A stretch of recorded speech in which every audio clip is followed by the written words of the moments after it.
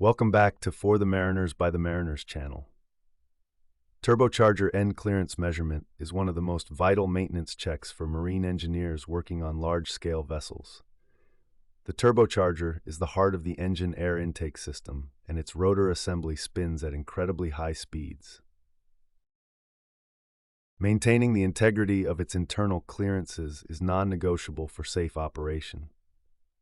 End clearance specifically measures the axial movement of the rotor shaft and gives us a direct insight into the condition of the thrust bearings, which are responsible for absorbing the massive pressure differences generated during combustion and compression.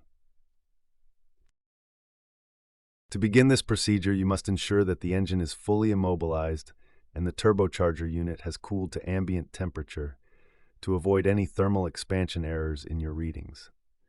First, remove the suction filter and the compressor side casing components to expose the end of the rotor shaft. You will need a calibrated dial gauge with a magnetic base for this precision task.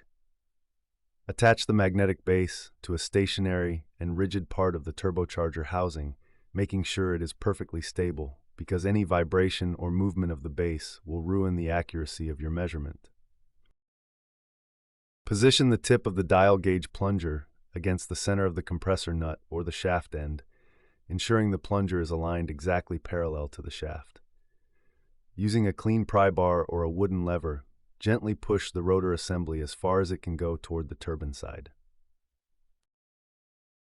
Once the shaft has reached its physical limit and is held firmly in place, rotate the dial of the gauge to set the pointer exactly to 0. Now carefully pull the entire rotor assembly back toward the compressor side until it hits the opposite stop. The total movement recorded on the dial face is your axial end clearance. It is a best practice to repeat this push and pull motion at least 3 times to confirm that the reading is repeatable and that no debris or oil film is giving you a false result. After confirming the value, you must compare it to the specific tolerance limits provided in the manufacturer's service manual for your particular model. If the clearance is within the acceptable range, you can proceed with normal operations. But if the value is approaching or exceeding the maximum limit, it is a clear sign that the thrust pads are worn and must be replaced immediately to prevent the turbine or compressor wheels from striking the casing, which would cause a total engine failure.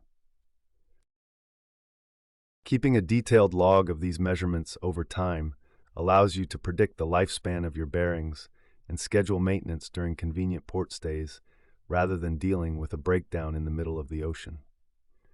Precision in measurement is the key to maritime safety. If you found this video helpful, please give us a thumbs up, hit the notification bell, comment, like, share, and subscribe for more insights. Thank you.